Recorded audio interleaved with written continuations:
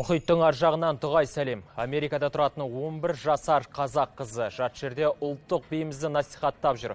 Ал осыдан 22 жыл бұрын ақшқа қоныс аударған тағы бір қандасымыз бүгінде дүниежүзілік банктің білдей маманы. Қазақстан президентінің ресми сапары аясында Америка құрама штатында барған біздің түсірілім тобы мұхиттың ар жағында қазақтармен жүздесіп, олардың аманатын арқалап келді.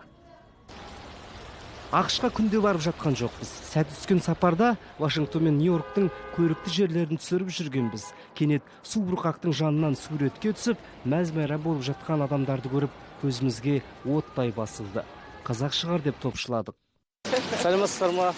Сәлеметсіздер ма? Сіздерді қазақтар шығар деп шамалап келе жатқанбыз. Сіздер де Қазақстандансыздар ғой?